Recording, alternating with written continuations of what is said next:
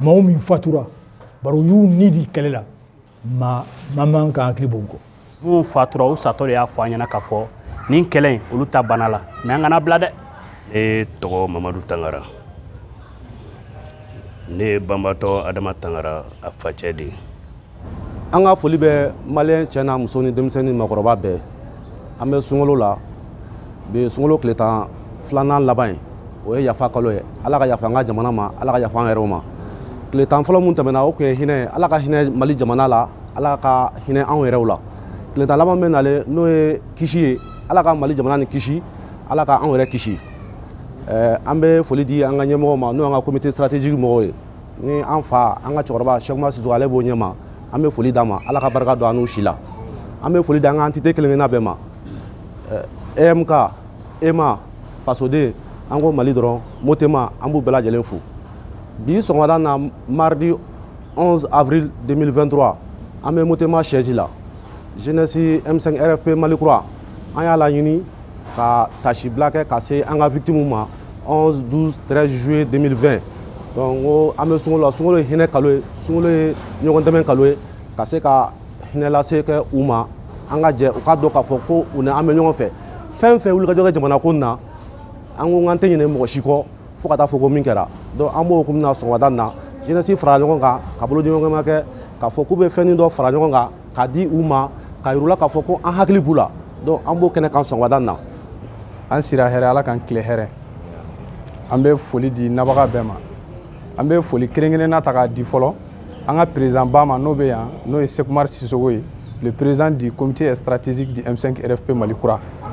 An bɛ foli d'a ma kosɛbɛ, an ka cɛkɔrɔba ɲuman a y'a déplacé ka na bi i n'a fɔ Mamadi Kama Kante y'a fɔ cogo min na programme na fɛn min y'a to an ye ɲɔgɔn sɔrɔ yan bi o ye ka tasibila kɛ an ka victimes minnu tora M5 kɛlɛ la le 11, 12, 13 juillet 2020. Donc nin ye ŋaniya yira ye k'a lase u ma. Vraiment an bɛ appel min lancé au nom de la jeunesse M5 RFP Mali kura.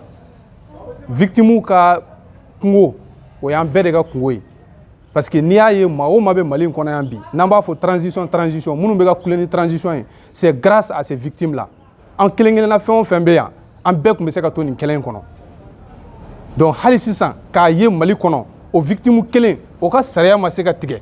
hali ka se ka monument dɔ jɔ o victime ninnu tɔgɔ la, vraiment a b'an dabali ban. Mais an jeunesse M5 Mali kura an wulilen don comme an camarades satɔ y'a fɔ cogoya min na, olu kɔni taara mais anw de bɛ se ka kɛlɛ laban. Mais an b'o kɛnɛ de ka hali sisan kɛlɛ ma ban fɔlɔ dɛ,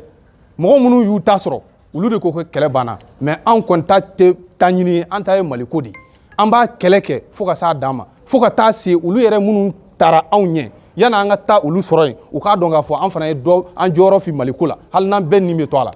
Vraiment pour que kuma kana janya, moi je parle au nom de la jeunesse M5 RFP Mali kura dont je suis le coordinateur, Mohamed Sangare. Bon an bɛ kuma di an ka collectif ma, an b'u fo fana. Dunbiya a ye wulikajɔ caman kɛ an ka victimes tɔgɔ la, fɛn o fɛn ye victimes ka kungo ye ale Dunbiya bɛ wulikajɔ la su ni tile, a kɛra kiriko ye, a kɛra dɛmɛko ye, a kɛra fɛn o fɛn ye u ka collectif wulilen don k'u jɔ. Olu yɛrɛ y'a yira n na bi k'a fɔ an bɛɛ de ye kelen ye. O hukumu de kɔnɔ u nana k'an sɛgɛrɛ yan k'a fɔ k'an bɛ nin ko in kɛ mɔgɔ kelen ko tɛ, ŋaniya yira de don. Mɔgɔ kana miiri k'a fɔ fɛn wɛrɛ de don, ŋaniya yira de don ka se an ka victimes ma. Aw bɛɛ salamu aleykum. Anw tilenna hɛrɛ la, Ala k'anw si hɛrɛ la. Ne tɔgɔ Mamadu Tangara, ne ye banbatɔ Adama Tangara a facɛ de ye. Kuma bɛɛ fɔra ka ban, n bɛna dakurunya dama mun fɔ o ye duwawu ye. Collectif kɔnɔ n bɛ taa yɔrɔ o yɔrɔ ne ka baara ye n bɛ duwawu kɛ. O tɛmɛlen kɔ an bɛ sunkalo de la. N b'a ɲini Alahu Taala fɛ sunkalo tɔ timako ɲuman Ala k'a d'anw ma, Ala k'an ka barajiw caya, Ala k'an jurumow yafa, Ala k'an ka batow minɛ, Ala ka deliliw minɛ, banbatɔw Ala ka hinɛw la, banabagatɔw Ala ka kɛnɛya jidi u farikolo la, Ala ka ban pewu. O tɛmɛlen kɔfɛ n bɛ foli lase aw ka cɛkɔrɔba ma. A ye nin ŋaniya ɲuman mun ta ka ɲɛsin anw na ka tila k'a da kan k'a fɔ ko ŋaniya yira de don don dɔ fɛn fitinin a bɛ don dɔ belebele de ko fɔ o hakilila mun b'a la mɔgɔ caman ma nin kɛ o donc o kɔrɔ ye k'a fɔ ko a hakili bɛ anw na an fana b'a ɲini a fɛ ala k'a nɔgɔya ye a k'a daduman don a la an bɛ laɲini mun na an ka victime ye a k'a daduman don a la a ka se ka ɲɛnabɔ parce que Mali kun sera yɔrɔ min na Mali kun commencera ka ben o kum kɔnɔna na ni mɔgɔ sɔrɔlo kɔnɔna na ko olu dɔw danyana ko kɔnɔ dɔw banana ko kɔnɔna na o kuma na kun se ka kɛ anw ye a kun se ka kɛ mɔgɔ wɛrɛ ye donc o kum kɔnɔna na an b'a jira k'a fɔ ni ye kɛlɛ min ye bɛɛ lajɛlen ɲɛ b'a la kɛlɛ daminɛna cogo min na fo kana se bi ma ni changement donna ko la ni changement ma don a ko la maliyɛnw de bɛ se k'o juger donc an kɔni ka laɲini ye min ye ko in yɛrɛ kɔnɔna na kɛlɛ anw t'a bila dɛ parce que mɔgɔw de tora ko in kɔnɔna na kɛlɛ in kɔnɔna na an ye min fɔ pour que olu bɛ se ka sabati an ɲɛ b'a la bi bi in o si ma se ka sabati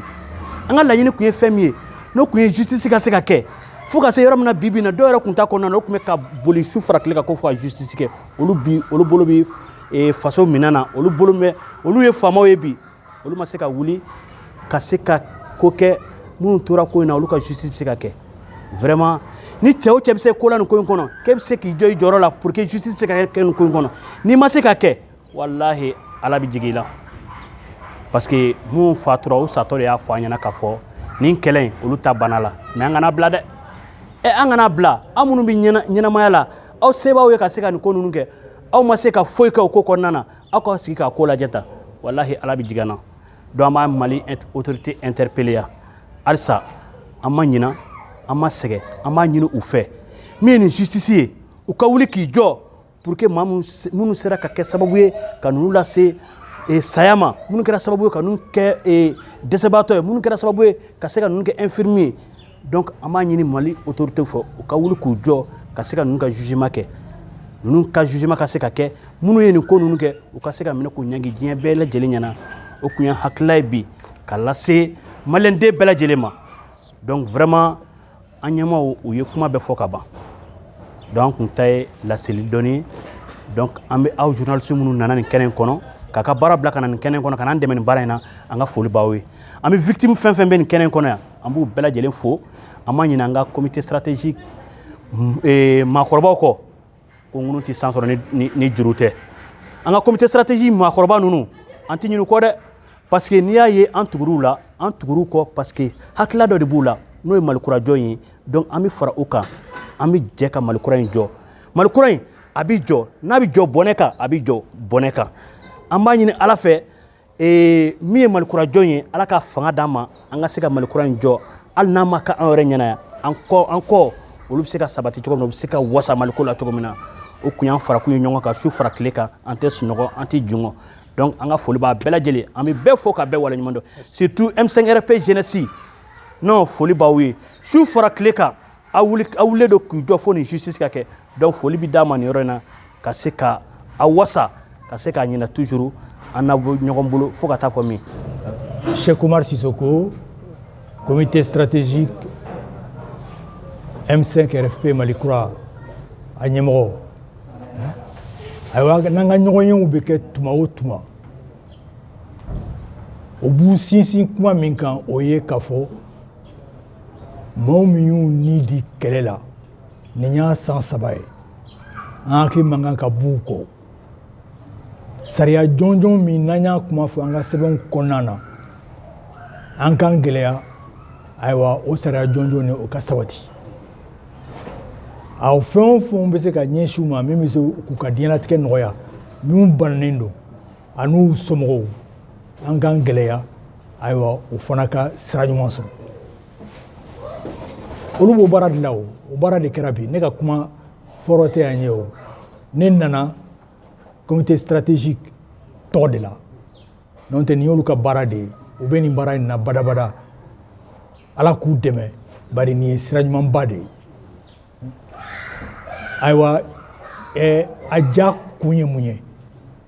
a ja kun tɛ fɛn wɛrɛ ye k'a fɔ ko k'an waso a ja kun ye k'a jira malidenw na minnu bɛ yan minnu bɛ kɔ kan k'a jira diɲɛ la k'a fɔ wajibi de ayiwa balawu min ye an sɔrɔ nin y'an san 3 ye ni ala ye mɔgɔ damadɔ ka kalifa minnu la o sariya kan ka kɛ sariya kan ka kɛ dɛmɛ kan ka don n'i y'a mɛn n'i y'a fɔ cogoya min na wura y'u da don a kuma la kosɛbɛ kuma banna o yɔrɔ la n y'a fɔ n ko ja nin a ma kɛ waso kama a kɛra de ka mɔgɔw hakilila to k'a fɔ nin fɛn nin min kɛra an k'an k'an cɛsiri a la n y'a fɔ fana k'a fɔ ko an ka sifinw tuma bɛɛ an ka ɲɔgɔnyew la u b'a kuma fɔ anw yɛrɛ y'a kuma lase premier ministre par intérim ma a nalen fɛn na an n'a ye kunbɛnni fɔlɔ min kɛ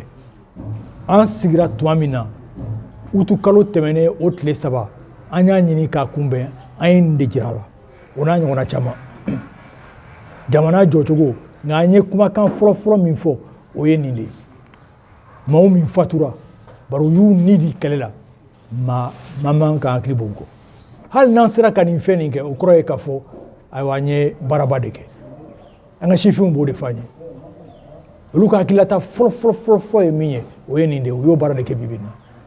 an hakililata o fɛ an ka fara ɲɔgɔn kan fana a jamana gɛlɛya nin ayiwa a bɛ se ka nɔgɔya cogoya min na